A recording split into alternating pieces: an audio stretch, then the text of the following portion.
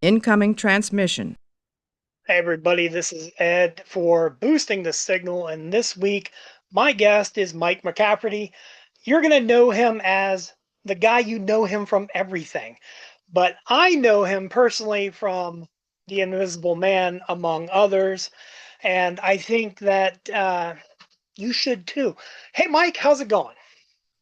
It's going great. I'm glad you have that. That's from the UK, right? Is that the UK print of the No, the DVD? Or... UK one is here, and you're on Oh, that there it. cover. Oh, okay, yeah, Yeah, you made the okay. cover of that one. I made the cover of that one. Yeah, the other one, well, I think they wanted to record. Well, we did some bonus content. I was like, I got to be in the cover, man. So Yeah, but the other yeah, one's just it's Vinny. Yeah. both of them have different special features. It's like you kind of have to have them both, and then I find myself every occasionally loaning out the UK version to people because they're like, "Oh, I want to see that." Well, I'll send it. You send it back. It's like old school sharing of VHS tapes, but it's kind of Oh, fun. that's great. That's great. That's great. Yeah. So, well, I'm super happy to be here. You have been a fan since the very beginning. Is that right? Oh yeah, oh yeah. Back in the boards and everything. The heyday. The only About the only thing I never really participate in were the meet and greets. I mean, other than online. Oh, So sure. Yeah. yeah, Yeah. Where do you live? Ohio. Oh, okay. So that would be quite a trek to come all the way out to San Diego and like visit us on set and all that sort of stuff. Yeah, So. yeah. But I got to live vicariously through Joyce and other people, and so that's been nice over the years. And and every time that I have the chance to talk with you, it's primarily been about the Invisible Man, the history of whatever the case may be, throughout the years. But I've never had the chance to truly sit down and talk with you about Star Trek. And I don't know if many people are aware, but Star Trek fans should be aware that you had a podcast for 205, 206 episodes, and it ran really well. I think there's like 205 available, but and you just wanted to talk about Star Trek, and I loved it. I absolutely loved that. It's still out there, by the way. If anybody is listening and watching and wants to listen, go listen to it. Yeah, it has graduated through a couple of different podcasting platforms. It was on Feral Audio at first, and then that guy kind of got me too'd out, I think. And then we went to Audio. No, what was it called? It was Starburns Audio, which was Dan Harmon's company, and Okay. and then that kind of got absorbed. But yeah, it's yes, I've been a huge Star Trek fan ever since I've been a young lad watching the reruns, and so yeah, it's my Star Trek lore goes well beyond Invisible Man.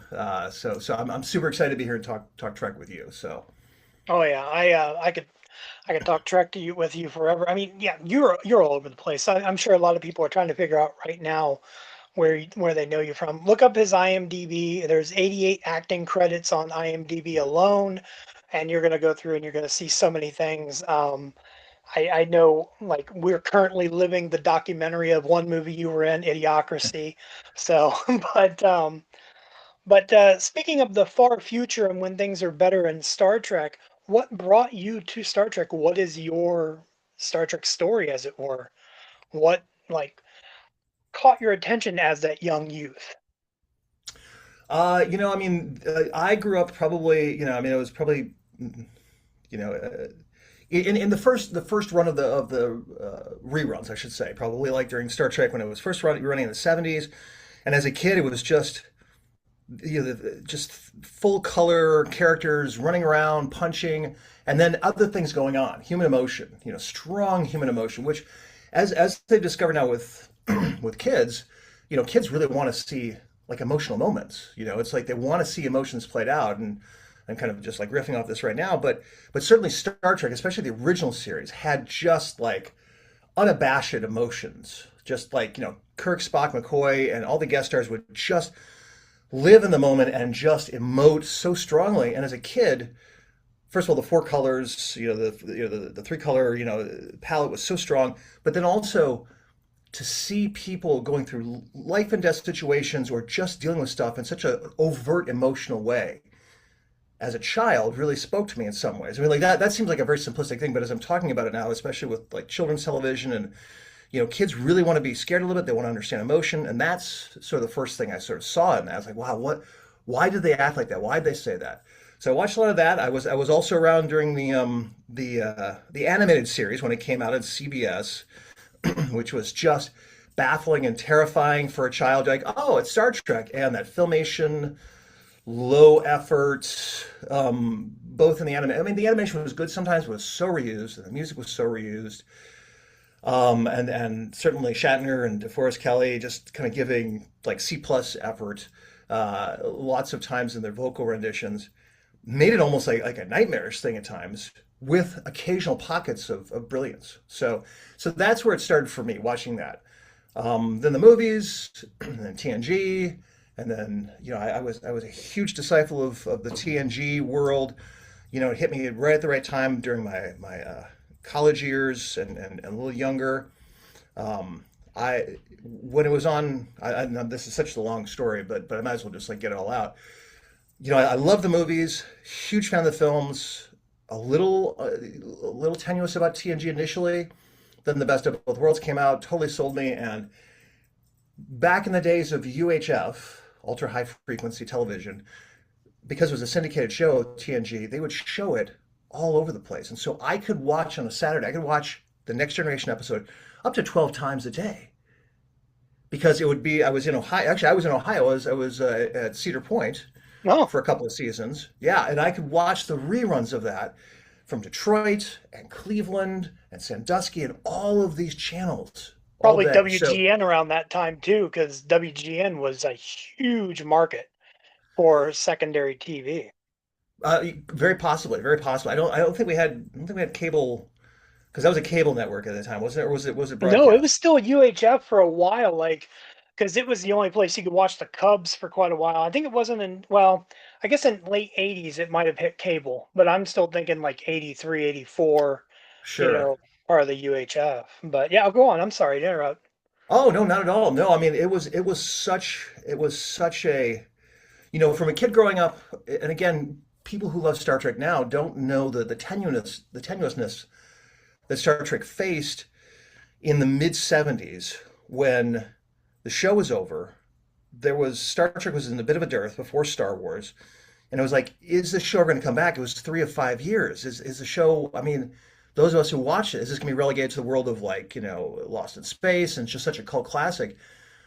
And then to return to TNG in its heyday, when it's on the cover of People magazine and Entertainment Weekly and all these things, and it's on every channel and everyone's watching. And there's toys and the Target stores, like an entire aisle devoted to Star Trek toys. To go from that dearth to that cornucopia of it was just an amazing ride. So definitely during the '90s, lived and loved Star Trek. Um, and then yeah, well, I'll stop there. I'll stop there. So that's kind of the first half of my life and my love of Star Trek.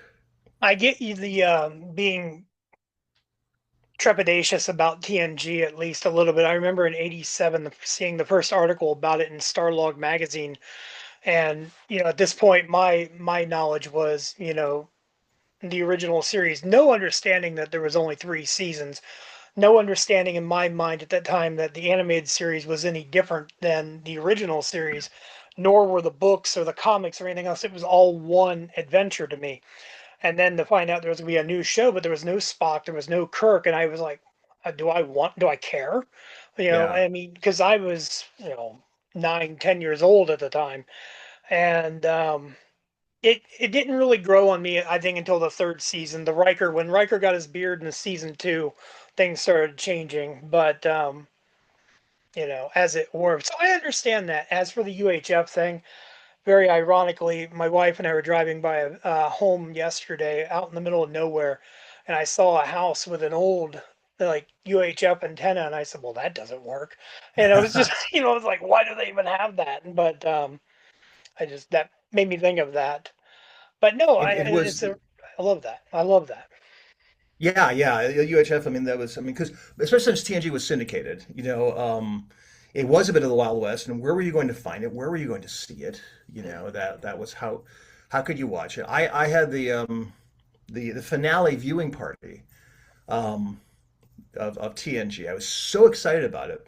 I invited all my friends over, and for a lot of the Detroit stations, it would air like Saturdays or Sundays, right? Yeah. But there was a Toledo station which aired it the Monday before. And so I had all my friends show up to my house, my dad's house actually, and we pulled in the grainiest, worst version of it.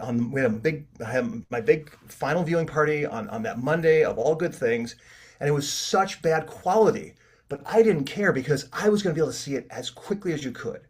It was that dedication. So yeah, the UHF had that benefit of it's like whenever, oh, Game of Thrones drops at 6 p.m. Like, okay, that's that feeling you would get. It's like I hunted it down. It was some station in Toledo. So yeah, it's definitely the bygone eras, but it was an exciting time to have that almost like that secret kind of thing.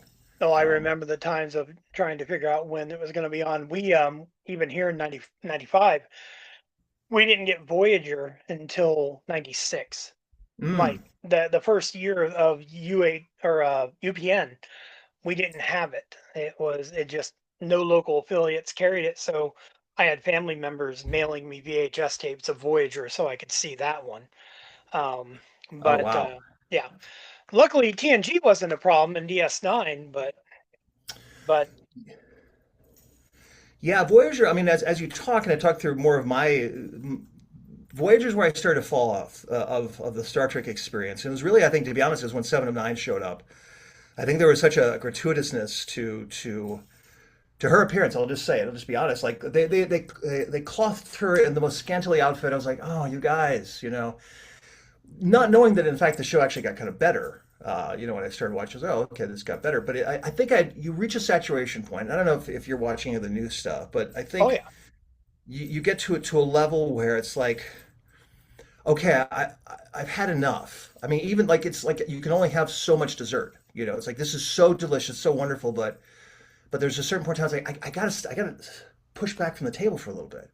yeah. And only recently have I started to go back because my kid loves Voyager, and a couple of my friends really like Enterprise, and I went back to Enterprise like, wow, this is really good. This is a lot better than I realized. And so it's a bummer because as those shows were starting, kind of having that aspect of being sort of on the surface level, being a copy of a copy of a copy, people started to fall off. And of course, UPN was doing all sorts of weird stuff. The Enterprise, the final seasons were probably the most engaging and probably what television was becoming. But by that point in time, there had been, 15 years unstopped of Star Trek. So Yeah. you had to push back from the table a little bit. Burnout. It was just burnout is what it come down Yeah. to. It's interesting too. I've been rewatching Voyager lately, and you talk about how Seven of Nine, the scantily clad, and so on and so forth. In my rewatch of Voyager, I've hit the end of season 3 recently, and I noticed that Kess, the character of Kess, is wearing more skin tight cat suits. And it Mm. was like, and it never occurred to me in any of my watch throughs that she was doing that. And I was like, were they trying to subtly? I can't speak to whether or not they had Jerry Ryan cast at this point or thought of her or anything, but it's almost as if it was like a gradual transition of like, here's some sexiness, get ready, we're going here. And Yeah. it's strange. I mean, in retrospect, it's strange because looking at her character and the way she was dressed, it doesn't fit her character. But then, things happened. But What year was Voyager on from? Remind me again. 95 to 2001. So it was, and I've mentioned this before. Like so the show I was on, The Invisible Man, which Ed watched a lot of, watched all of, I should say. This is coming on, and when you say, we talk about the scantily clad women in these Yeah. shows, this was a fallacy that the networks were kind of going off of, and the change which was happening because The Invisible Man suffered the same thing where they were saying they're looking at the ratings and they're saying, "Man, what's going on? We are not attracting." Because we'd see the ratings every week, like and like Vincent Ventresco would like, "Oh, here's the ratings," and I'd study them, and the network was upset because and this was in 2000, so a little bit after, but they're like, "We are not attracting the male demographic." And frustratingly, they were attracting the female demographic a lot more on our show. And what they didn't realize, and what people didn't realize is that women like sci-fi too. Yeah. And I think their supposition that it was just all these nerds in basements was their core audience. Bo Boys and men were going to video games, but there was a large contingent of women which were watching it. So to sexualize a character for the mere aspect of titillation, we brought in a character in season two, Brandy Ledford, who's a phenomenal actress, but was also Yes. brought in for a degree of sex appeal because they're like, well, maybe this will boost the ratings. She's a phenomenal actress. She's a great actress, a great person, but that had the opposite intention because a whole half of your audience, if not more, was like, "What are you doing?" So, Yeah. including when people like me were just like, "I know what you guys are doing. I don't like it." So yeah. Luckily, Jerry Ryan is a great actress, and she was able to carry the water on that. So Yeah. Yeah, and I understand. I mean, I remember when Brandy joined the show, and like I know she's a good person. I've spoken to her. We've all had interactions, but at the time I was like, nope, nope, I don't like this. I don't like this at all. It changed the dynamic of the show, yes. and so and I think that for me, I didn't stop watching. So like I was still going to watch regardless because life is full of changes. Just because you don't like the way the day is going doesn't mean the next day is not going to be good too. So I was going to keep watching, but I get where people may have fallen off. Well, and to your point, I mean, The Invisible Man was one of the first shows that had an active discussion board, and they were the network was really curious about that, and certainly the I won't say, but the response towards her, again, there's a large female contingent on the discussion board who were like, what are you doing, why are you doing this, and I don't think they had calculated that, and it wasn't, and again, it wasn't her fault. I remember one time she came to me on set and she said, Mike, I'm seeing all of this on the boards. How can I win them over?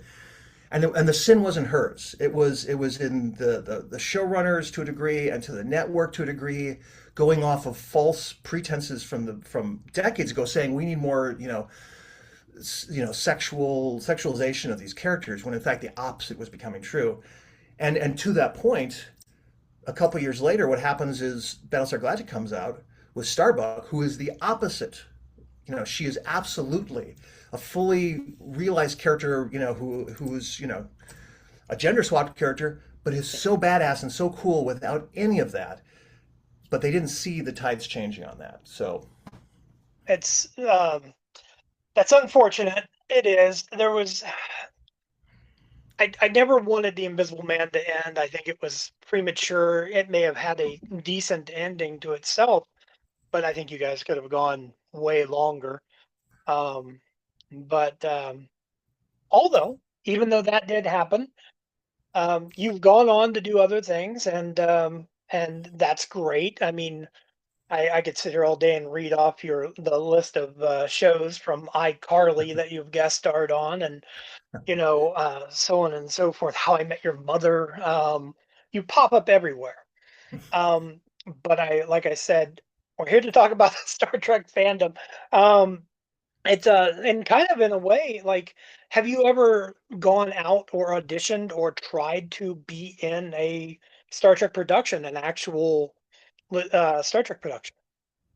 oh yeah, yeah. I mean, that was one of my the one of my white whales. It's my Moby Dick.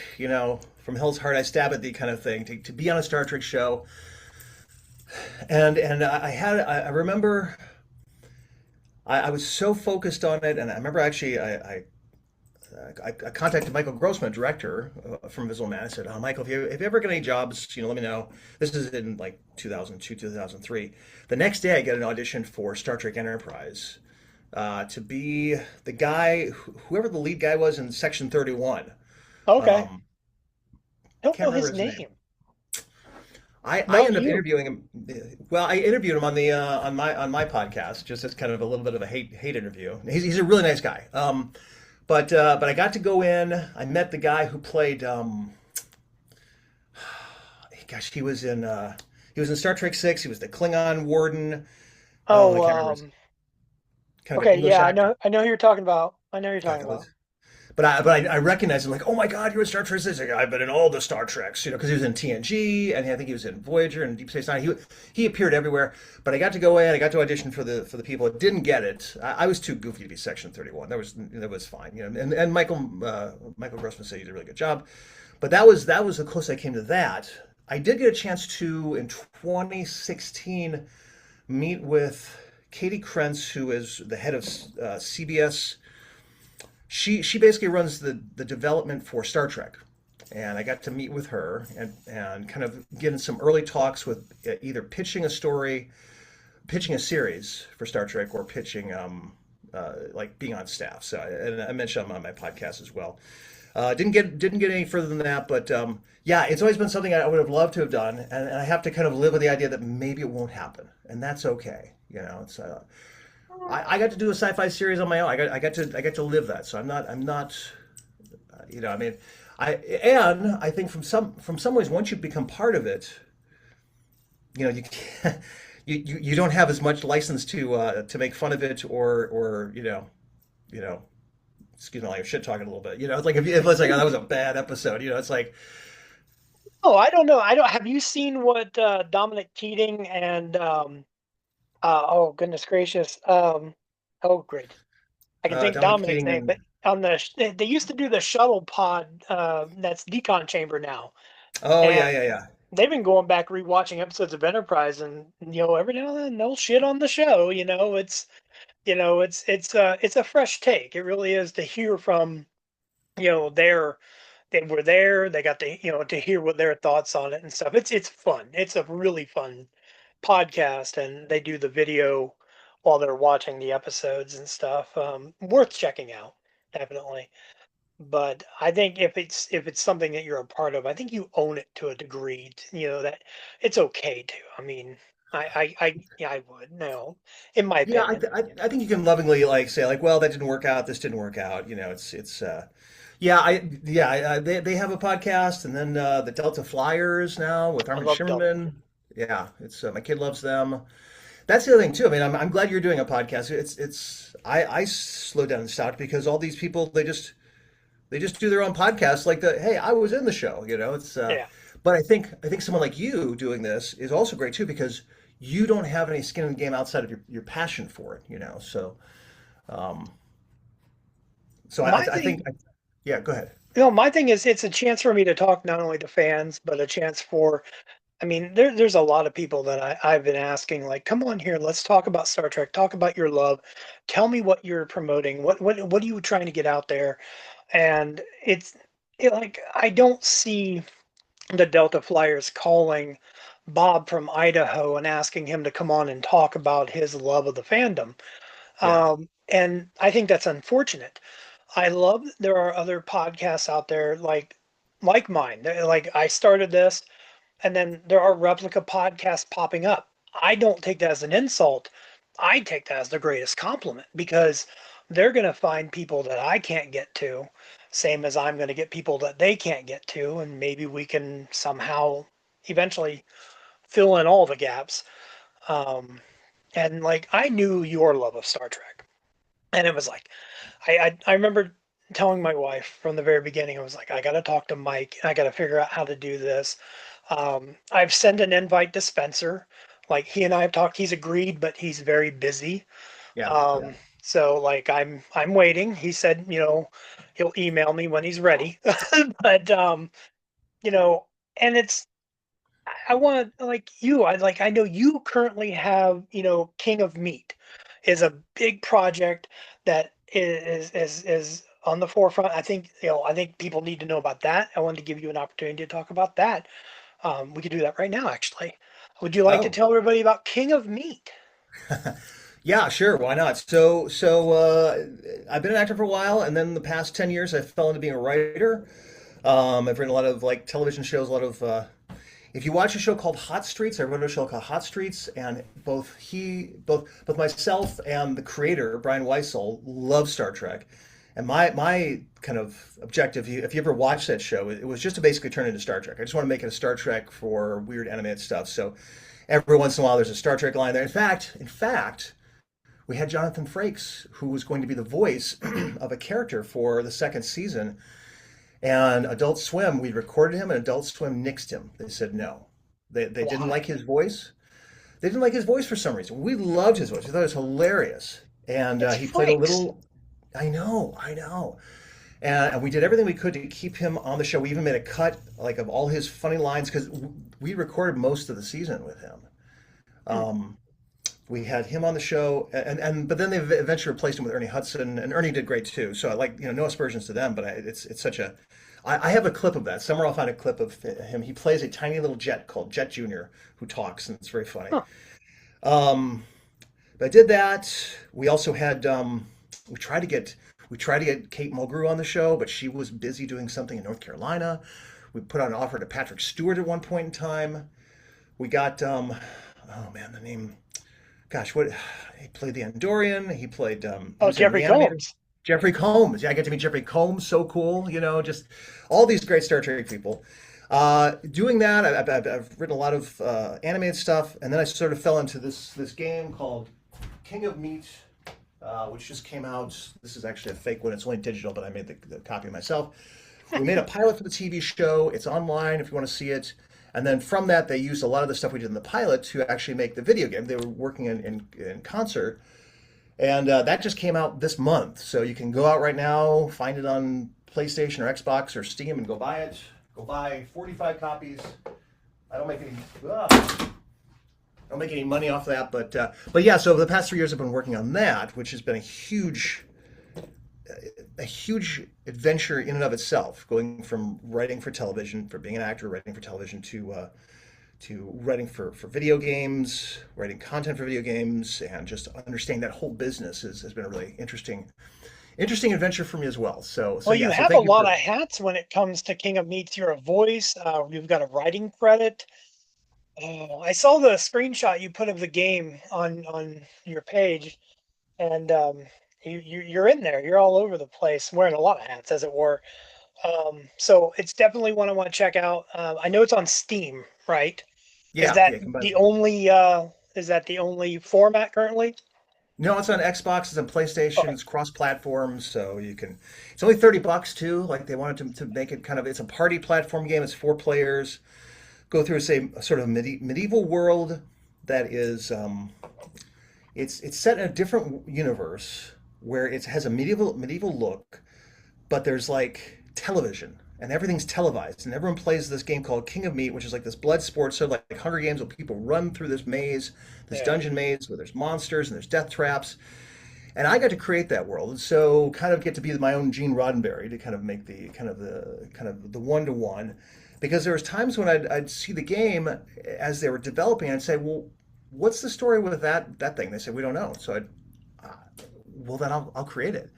And so I got to kind of create this whole world and the lore and the characters, and it was very, very gratifying, to go into a world. And I mean, you're very kind for talking about this stuff instead of Star Trek, but to be able to go into a world, any world, especially if you're a creator of a show, and just say, okay, blank canvas, what are the rules? What is the world, especially a science fiction world? What happens when we get to this? And a lot of times, as you see in Star Trek, as you see when a character will come to a certain point, it's like, oh, the writers haven't thought about this, and now they're just making a choice. And Yeah. so that happens, especially early on. It's like the Prime Directive. It's Starfleet. What was it? It was originally Starfleet Space Command. I Directive think they called it one. Space. Directive One, the Yeah. Prime Directive. I think early in the original series they called it Space Command. At one point in time before they called it Starfleet Command. Yeah. All of this stuff gets made up kind of in the moment, and that's an exciting part of creating a whole new world on this. Not for nothing, but it's like Kryptonite and Superman. Most people believe that Kryptonite came from the comic books, and it came from a radio broadcast, Superman radio broadcast. And it's like it was just something that they thought of on the fly, and there you go. Now it's canon, and you know I it's. just read about that because the main actor was on vacation for 6 weeks and they had to recast him. Did you hear Oh, I about that didn't know part? that. I didn't know that.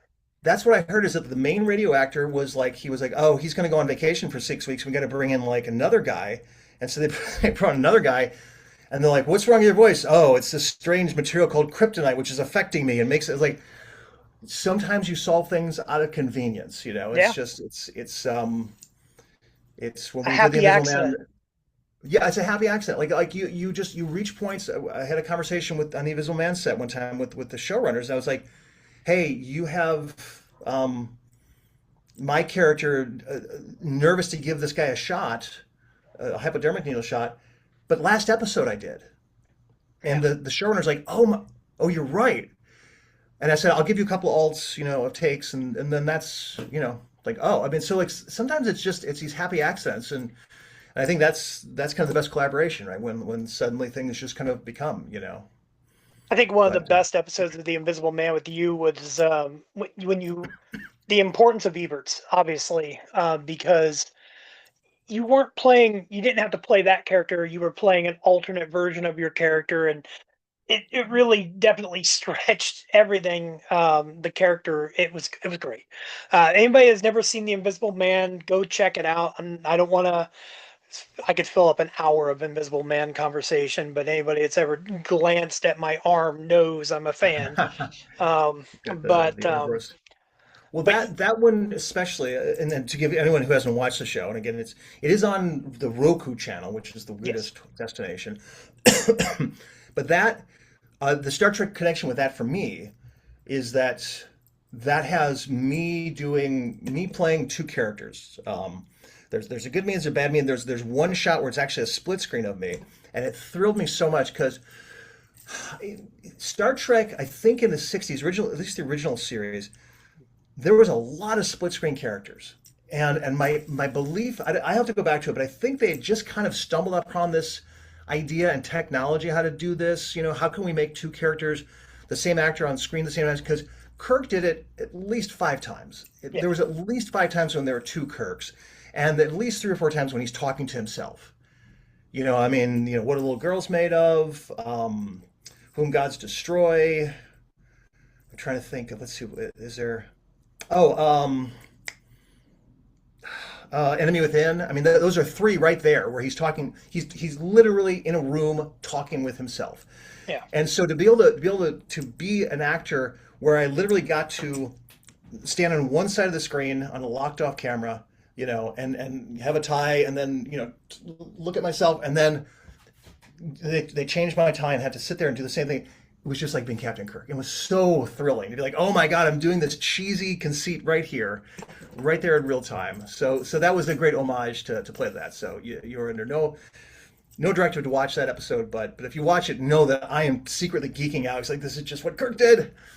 I think everybody He also should did it in watch it Star Trek Six. regardless. Oh yeah, Everybody should watch it. Yeah,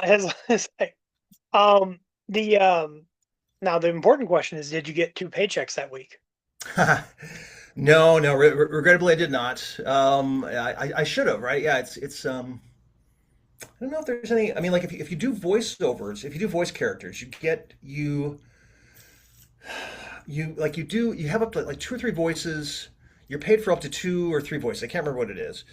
And then if you do multiple voices, you do like 5 or 6 voices, then they have to pay you a little extra, or like Right. like half of your original fee. So my friend Eric Bauza, who does Bugs Bunny and Daffy Duck, he was actually my King of Meat pilot too. He gets paid all the time, and we'll just say, hey, do this voice, and that's in the paycheck for him. So, but yeah, Yeah, I you should get watched the paid. King of Meat pilot.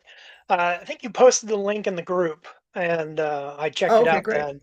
Yeah, and I was like, well, I was like, all right, I like this, but I hadn't looked for the game, but I definitely will, and there'll be a link below.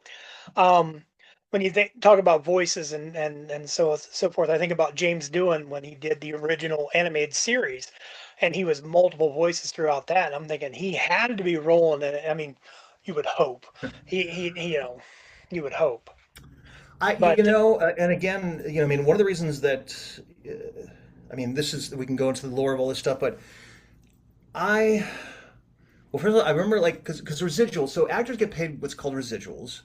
If you're listening and viewing audience really cares about it, but residuals are something which sort of helps an actor from not being overused. So residuals are the idea is like, okay, you're on Star Trek, you are being seen over and over and over again.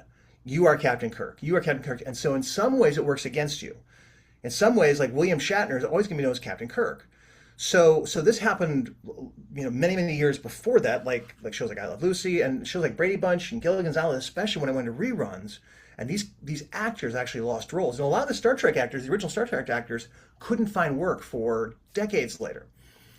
And so what the Screen Actors Guild eventually said is like there needs to be some sort of compensation. If you are going to show their face every single day, 365 days a year on the screen, and it is hurting their career, there has to be some sort of compensation. And so I think Star Trek only they might have gotten the residuals all the way through. I think Gilligan's Island and Brady Bunch only got like 5 runs and then they were out.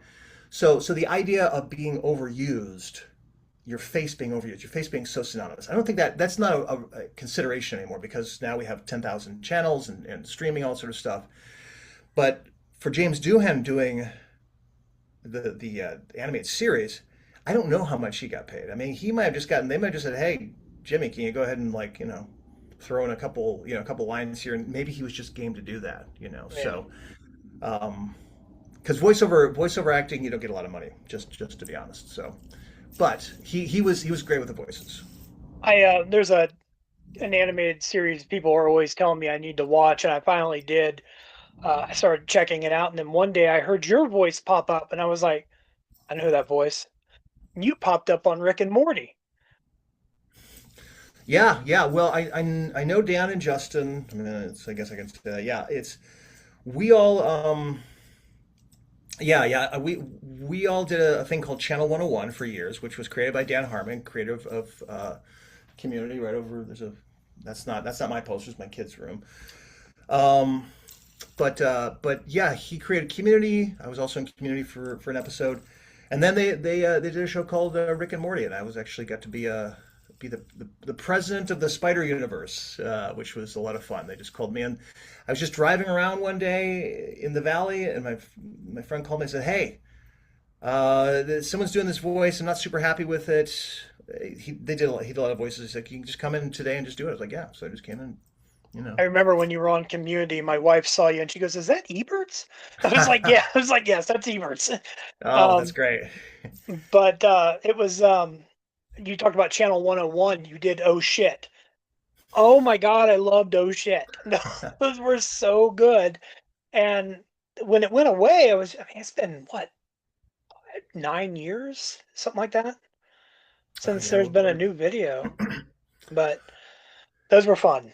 Oh, that helped launch my writing career to a degree as well. Thank you for saying that. So Channel 101, for people who don't know, was like a film festival sort of every month. People would submit these 5 minute or less videos. Dan Harmon was part of it, Randall Park, The Lonely Island, Jack Black was a part of it. Just if you go back to the early mid-aughts and early teens, just amazing group of intelligent, smart people, intelligent, creative people making all these short films, which then later on went to bigger and better things. Aziz Ansari was in the New York version of it. And one of those things I made was a show called Oh Shit, and that was a lot of fun. And I did stop it because there again with things like The Invisible Man and Star Trek, Next Generation and Enterprise. If a show gets canceled before you're ready to say goodbye, if you are the creator of it, there's something that just it is always left unresolved. Yeah. So, when the guy, when they ended the Invisible Man, they said they ended on a comma, not a period, which I think is an eloquent way of saying there could be more, but this is enough punctuation.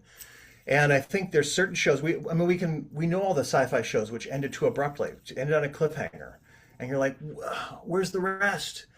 And so I made it a point to say I love the show so much. I want to go out on a positive ending. But yeah, that was a lot of fun to do. My kid still wishes I'd make more too. But then we get into the reboot situation, right? I mean, do we want to? Do we?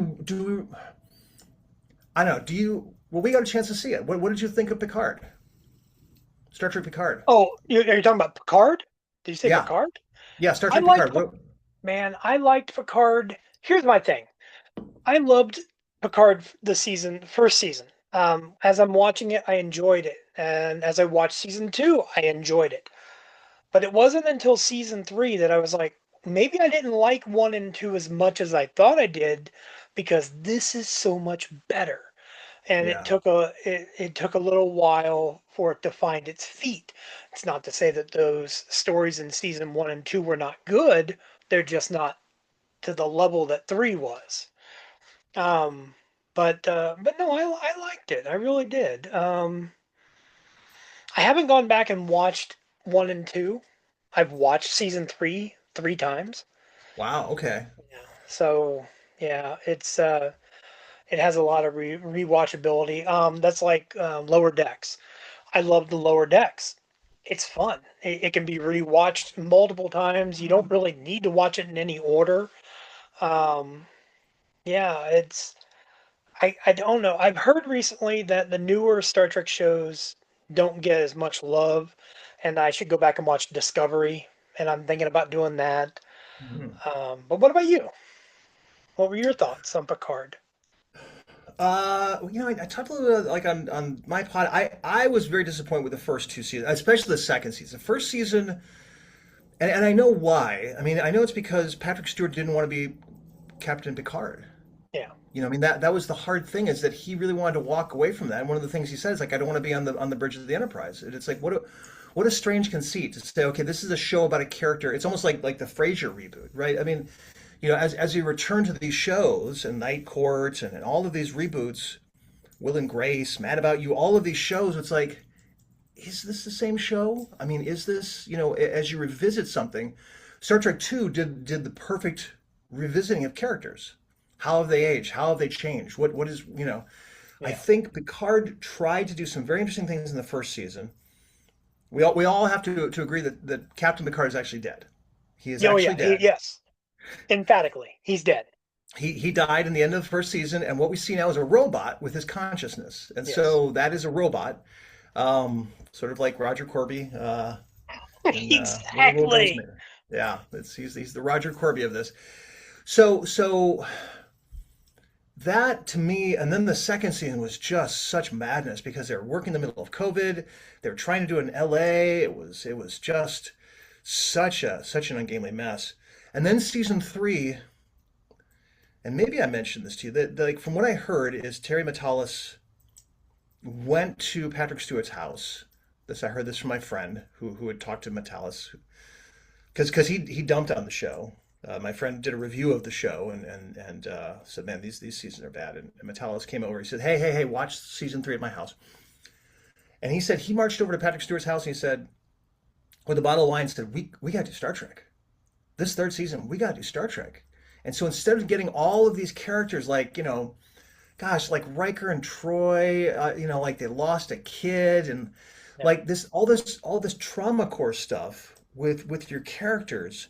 No one is happy. I mean, like, what are we doing? Why do we want to see? It's like come back to the Star Wars movies, and like the First Order's back, and it's like, haha, like nothing, like Luke, Leia, Han, they did nothing, and they're all unhappy, and Han's unhappy, and Luke's unhappy, and Leia's kind of in this weird space because everything failed. I don't want to see that. I want a victory lap. And so when the third season came around, it's like, okay, this is I want to see everybody. I want to see them on the Enterprise. Yeah. That's what you want. I want to see them playing poker for an hour. That's all I want to see. So I think it took them two seasons for me. I mean, and I can be very very judgmental on this stuff, but the first two seasons were just really a struggle to watch, and then the third season I was like, okay, this is a great starting point, and then they were done. So yeah, I and I was think like, okay, in hindsight, I agree 100%. But like I said, when first watching it, it was new Star Trek. I was like, oh, this is Star Trek. I got new Star Trek, yeah, And every week you wanted, you know, you wanted that great episode. I think with season 3, you got a great episode every week. yeah, I could not pick and choose a flawed episode for that. If nothing else, it was justice for Beverly Crusher. I mean, Gates McFadden had the best season of any Star Trek series that she's been on. sure, So, yeah. yeah, It, I mean, if they're going to come back, that you should utilize them, and especially the first couple of seasons, it was just kind of like. Now, I will say, I mean, the first and second season too. Again, there were so many. There's shows which want to run on plot, and for your viewers, and this is something that you find out when you're writing television. Television consumes plot at a breakneck pace. I mean, like if you've got a great idea, man, boom, it's gone. It is consumed. Like, it's just so gone. And especially that first season of Picard, where there's so much stuff that just comes and goes. There's like the Romulans with the weird triangles, and there's the Borg, and there's all of this, and then like people coming and going. There's just because they were just trying to run so fast on all this plot, and they just couldn't keep up with it, and the characters were just being thrashed about. Whereas I think the third season had the ability to sit with the characters and kind of examine who they are and what's going on and where they're at. I will say that the Beverly Crusher stuff was good, although the stuff with her son and all that was I could have done with that. I know what they're trying to do. You're trying to set up like like the further adventures of Jean-Luc Picard Jr. But Legacy. the legacy, Star Trek Yeah. Legacy. And at the very end of the show, they unrang the bell of season 2 of Killing Off Q. Well, here's my thing. I've been thinking about that one for a couple of years, and Okay. and a couple of people have said similar things. The Q themselves are omnipotent and they are non-linear. So Q died, and there's nothing that said that Q didn't go back to that time to die. And the Q that we see at the end of Picard season 3 just isn't that same Q at a different time period. It's kind of like Sam Beckett in Quantum Leap bouncing around through time. If he's Sam Beckett in the 60s, Sam Beckett in the 90s before he leaps is still there. It's so that's the way I kind of look at it, with taking another genre or show and putting it in there. But I mean, sure. I will. I teach screenwriting in college, and I will say the same thing I say to my students sometimes when they try to justify some moments of stuff. I say, you're doing a lot of the heavy lifting for the writers. yeah, You are coming up with solutions for them when really, like, why did Q have to die in the first place? Like, I mean, because they had an end goal. It's like, oh, we want to have this beautiful moment at the very end of this long, ridiculous season of Star Trek. I mean, my God, I mean, the Borg Queen had a song. I mean, I they're running around. There's like, ICE agents detaining people. There's like, they're saying, don't break don't go back in time. And then Rivas is like, see you later. I'm going to stay in this time. I mean, everything of that. And I know why they did that. yeah. I know why, because they wanted to get that last scene of Patrick Stewart and oh, John what's that? Delancey. John Delancey having a tearful goodbye, which is great, but is it worth the journey? And that's like they were end gaming it in some ways. They're saying let's get to this, let's rush to this, and then we have to do all the mental gymnastics, and Star Trek fans do that all the time. We Yeah. always retcon stuff and say no, it's just because of this, and this, and that's fun. That's a lot of fun, but with so much resources on their side, why do we have to do that? Only for them one season later to say, I'm back, and then you have to do all the mental gymnastics. So I, it's I it's I think a I lot of it, maybe they just didn't know. Maybe they thought maybe it would be the end. You know, who knew what Terry Metalis was going to do? I don't know. yeah. You know, who knows? But you're right. The mental No, I gymnastics. don't have to be right on this stuff. But that's if like peeling back some of the layers as an actor, as a writer, kind of in the business and knowing sometimes like why things are done and why things are undone. There are certain, I mean, like, Marvel does it too. All these shows, all, which have huge backstories, huge lore, sometimes have to unring bells. And I get that. And certainly, gosh, I mean, what is it? On Strange New Worlds, we just saw Trelane doing something or other with Spock. And it's like, I guess Spock and Christine Chapel had a long tenured relationship. And, I mean, at times you just have to kind of put your brain to the side and say, okay, just enjoy it. But then it's a disservice. It's a difficult line. How do you manage that? I can see them going back and saying, hey, you know what, the Metrons, maybe we'll go back and see them again because this and this. Like, okay, it's fine, whatever. But to go back 1 year later and say he's not actually dead, Yeah. that's then why did we? You don't ever have to watch the second season. You're relieved of that. You're relieved of duty from watching the second season. because it's been nullified because he comes right back and he says, the journey never ends. It's Well, the there's so trial many never ends. aspects of season 1 and 2 that are completely cut out. Rios is gone. There's no mention of him. There's no mention of let's see, this is how bad it is. The kid, the Romulan kid that was with Yeah, him. I He's know you're not talking about. there. Yeah, It's like, so yeah, you could skip season 1 and 2 and be like, "Oh man, I love Star Trek Picard. That whole season was great." Uh, just one, but yeah. But that's okay too. I mean, again, like shows have to find their and this is the problem we run into as well. And here I am just kind of browbeating the show.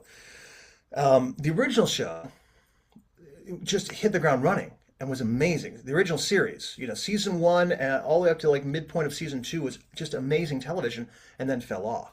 yeah. Whereas a lot of the subsequent series, TNG, Deep Space Nine, Voyager, Enterprise, needed a couple seasons to find their legs, and we can't afford that for shows anymore, can we? It's like, No. and then there's shows like Discovery, which I don't think they ever found their legs. I don't know if I ever knew what that show was. I don't think they ever did either. So, Discovery itself, I thought it got better in season 3 when they jumped ahead. mhm. Um, but like 4 and 5 are solid seasons. Um, this is something I tell people all the time. My absolute favorite piece of Star Trek writing ever is a short trek that they did starring Aldous Hodge called Calypso. Yep, yep. Um, the best 15 minutes of Star Trek ever. And when Discovery wrapped up, or not wrapped up, but like set up Calypso at the end, chef's kiss. As far as I'm concerned, they stuck the landing. And 4 and 5 were good. One and two are solid. There are some really good episodes in season one, um, like the butcher's knife cares not for the lamb's cry. It's Hmm. a fun title, but a really good episode as well. Um, so yeah, I mean, but you're right. You don't have time with 10 episode seasons to have filler episodes. It's not like go back 20 years ago. 20 years ago, I'd say is a good buffer in there where you had 22 to 26 episodes a season. Yeah. We don't have that anymore. And then and maybe it's better that we don't because it causes the writers themselves to focus on quality over this, but it suffers because we don't get character, and that's the one thing we're missing is like I want to know more about this character. Well, sorry, we got to get over to here, you know. But I agree with that. I agree with that. I think Discovery, again, trying to speed run through a lot of the through so much plot. I mean, they ate the captain. They ate Captain Giorgio. Like in like yeah, episode two, right? I mean, like that's a big ticket. I mean, mirror universe. I mean, you're going to that card so quickly, and evil Lorca and evil Giorgio, and so much that you have to process on that. Whereas you're right, like three or four episodes just sitting in place and just doing something that's just character based, and with the asterisks as well, because I loved season one of Strange New World. I think it's some of the best Star Trek in decades. But then season two and season three really fell off because they really wanted to do all the fun, wacky stuff, all the strange in Strange New Worlds. And when you have 10 episodes and five of those are like, a wacky episode, it becomes, what is this now? So like I think the season one finale of Strange New Worlds is one of the best Star Trek episodes I've ever seen. It's top five. I can't remember what it's called. Let's see. Well, whatever it's called. It's where they kind of go back and they do the balance of terror. It's kind of they integrate with balance of terror yes, and all of that stuff. Amazing, amazing. Um, but I think I'm trying to understand what's going on. Like if it's a younger generation of writers who've watched sort of a snapshot of what Star Trek is in the past. But they didn't do all the legwork. Maybe I mean there's 800 episodes of Star Trek now, right? So 900 and plus. 900, 900 plus. 900 plus. Wow. How can you do all the work? How can you go back and watch all of them? So you have to get a sampler plate. You have to go back and you watch the best of them. Yeah. And you'll say like, oh, well, okay, so we got to do a Mirror Universe episode. We got to do a Trouble Triple episode. We've got to do a Best of Both Worlds. Yeah, but what about the middle ones? What about the ones that are just, just okay? Or even the ones that are bad that have that nugget in it. They're like, oh, that little piece, you know? There are episodes like in the middle that I think are, in my personal opinion, higher rated. Like I look at the episode that had David Ogden Stiers in it, TNG, where he reached a certain age and it was ritual suicide or whatever for their Yeah, race. One of my all-time favorite episodes. And I reference that all the time. And there's so many nuances within that episode that I think just needed to be studied. Like you could probably break down an entire podcast on that episode itself. Um, and pacing is so important too. And I think with TNG and Enterprise did it really well too. Pacing was really well done. Voyager too. Don't I want to exclude them. The newer shows, the pacing is so much faster. Like I can't tell you how many times my wife will say that seemed too fast. Like the yeah, whole episode went by too fast. And I said this because they're getting so much shit said so fast that you're not having a chance to process it. Whereas TNG, you'd have Geordi going to visit Data, like, let's talk about your cat, yeah, and as crazy as that is, those are important moments. And like, we love that cat because of that, that cat that's been dead 25 years. But, and that's something that the new shows are missing is the pacing and the heart. It's not a fault of the writers, I don't think, unless it is like you're saying they're going to AI and they're saying, "Hey, give me a synopsis of what Star Trek is." And an AI is like, "Well, Han Solo met with Captain Sisko," and I'm like, "No, no, that's my dread. That's what I dread." that But that that will be coming sooner than we all want. But to your point, the where the humanity will come in is in those moments, those imperfect scenes where it is, Jordy talking about Data's cat. Now, I mean, ostensibly, there's always a purpose for every scene, but the wraparound of that is like, what are you doing? I'm looking for my cat. My cat's blah blah blah blah blah. Hey, have you heard about this? It's like, what do you think we're going to do about David Ogden Stiers? Doing this? It's like, I don't know. It's like, and then at the end, it's like, well, we have to make a choice, and then like they leave, and then something else with a cat. It's almost like a sandwich sometimes. It's like a good scene has like what they're talking about on the outsides, the moment at hand. It's like, oh, we've got to find my cat. We've got to find my cat. And then the middle is the emotional core of what the characters really want to talk about. I don't know if I can ask Captain Picard to do this. I don't know if that's, well, he would, whatever that is. And then at the end, they come back to the cat. And those are so useful and those are so human. Those are so organic and those are things that humans notice that robots won't. the one thing that I do want to come back to is, in the same breath, I want to mention like Terry Matalas did a great job with season 3 because we had those moments. You think about Todd Stashwick and his character sitting in the bar talking or telling him the Wolf 359 story, and just a moment, quiet moment while Yeah. all this is happening. And that's what I think made Picard season 3 so great. Yes. We did get It, those. and him and that's another great point. And it's funny because like as you talk about all the great characters, revisiting all these characters, but Todd Stashwick as Captain, what was his name? Captain somebody. So Captain. Liam But Shaw. oh yeah, Captain Shaw. Yeah, a character who's finally to a degree holding Picard accountable Mhm. for the events of Wolf 359. I know now Cisco did too, but he had found some sort of resolution at the end of the pilot episode. But someone who's like, wait, this guy killed like 39,000 of us, and he just gets to be captain. And what a great level of accountability holding him to it, while still through a professional, you know, gauze, saying, Yeah.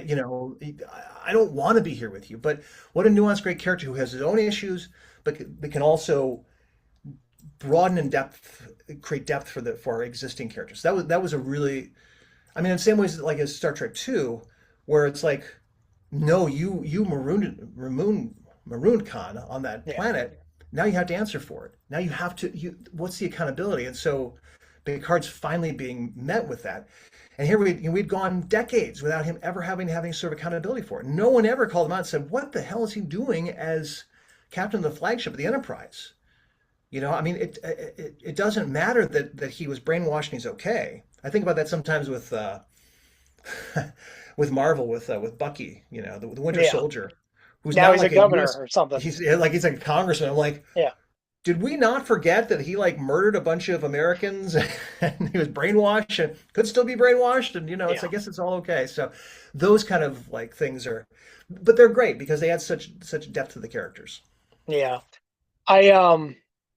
I thought of something while you were saying that, and I was going to interject with something, and I was like trying to think what it was.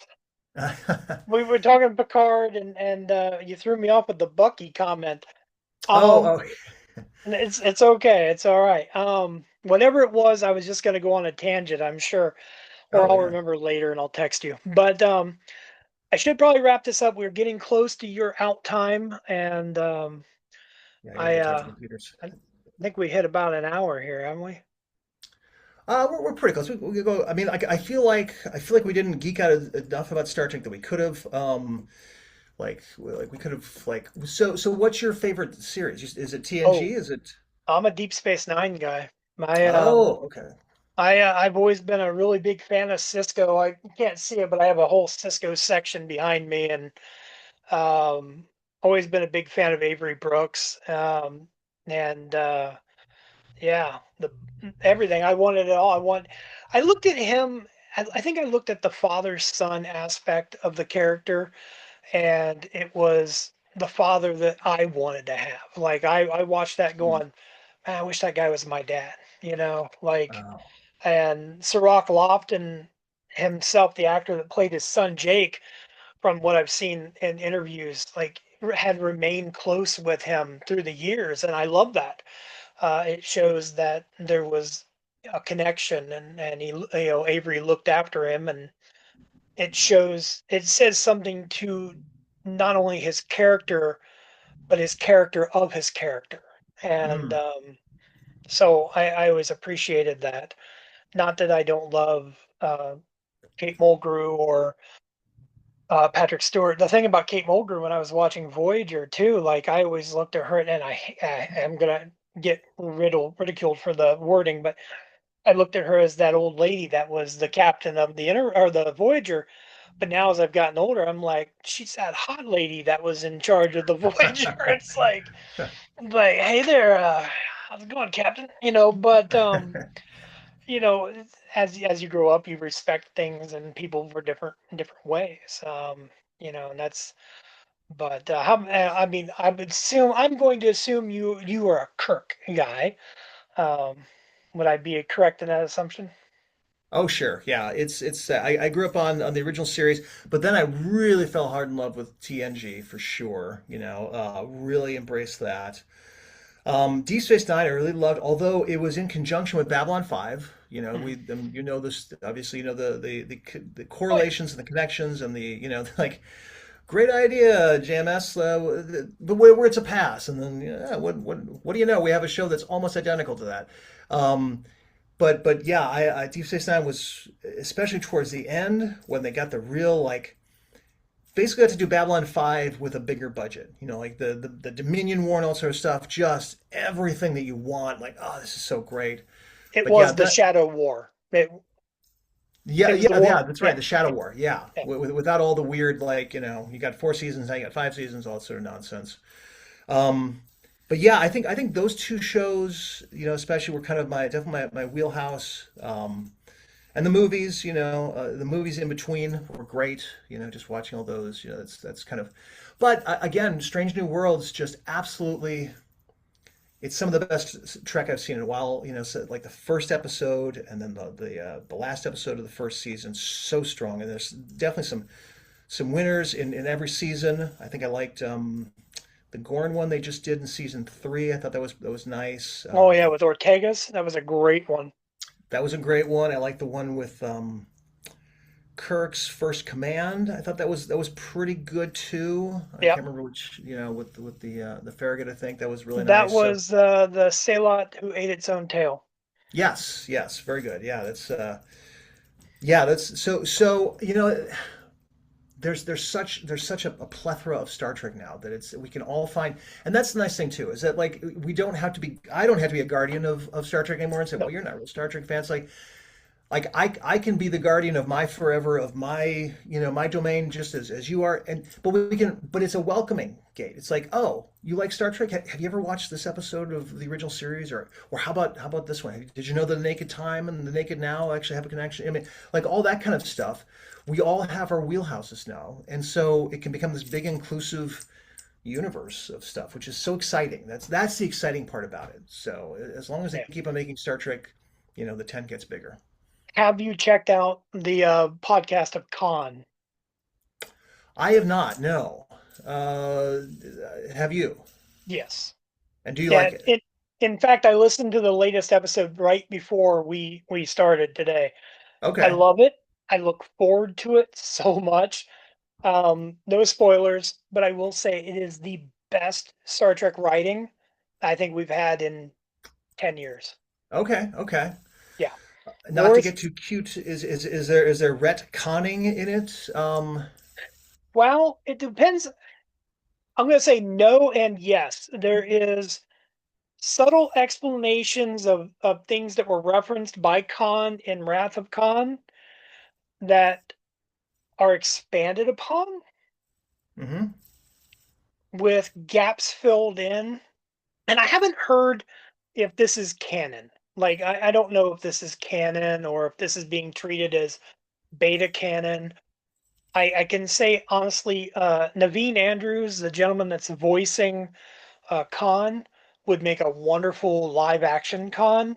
Mm. Um, I cannot think of the actress who's playing Marla, but MacGyver's, but she Okay. Yeah. is she's the redheaded lady from For All Mankind. Remember the Okay. one? Have you watched For All I have Mankind? not watched that one yet. No, I've not. Okay, So I won't. I can't spoil that. I almost spoiled it. Okay, okay. oh, I recommend it. It's a wonderful series. Even if it's like you don't have Apple TV or whatever, just wait till a free weekend and binge it. It's worth it. Yeah. But anywho, Con would be great live action, and I think if it did, it could then they could say, "Oh, it's canon," but it's really good. It's really well done. Um, I mean, George Takei's in it. Tim Russ is in it. It's well done, just well done. So I don't want to spoil anything, but Okay. even like you went for a run today. How long is your run? Not long enough, 20 minutes. So 20 minutes. There you go. That's yeah. an episode. You like if you pop it in, you could hear an episode while you're running. All right. Well, I'll give it a try. Off your recommendation, I'll give it a hot one episode. How about that? That's good. I Oh, think you'll be hooked. all right. So, Fair enough. Fair enough. So, but well, I do want to give this a natural end, Mike. I want to wrap it up, but I want to give you a chance to promote anything else you want to promote. Tell anybody where they can find you, or whatever you want to say. The floor is yours for the last five. oh no, I'll just say I don't need to promote anything. It's a joy to be able to talk Trek, even though it doesn't sound like it sometimes with me. Like I am so passionate about it, and but it's my kind of analytical mind working on this stuff, and I'm glad that you are continuing this, that you are continuing the mantle of just wanting to talk about Star Trek. And to everybody out there, I'll just say, see you out there. To end on the perfect cue exit line. I like it. Sounds good. And if you ever want to talk Star Trek, you got my number. Just let me know. But yeah, Yes. and so I appreciate your time, and I will say, everyone, boost the signal. Check out Channel 101. Go back and find it. Check out King of Meats. go to the Roku app and watch The Invisible Man, because then you can talk to me about it too, and I can answer any questions you have. Trust me. But so, and thank you for your time, Mike. I appreciate you. Oh, it's a pleasure, Ed. It's the honor is mine. So thank you, sir. I'll live long and prosper. Peace and long life.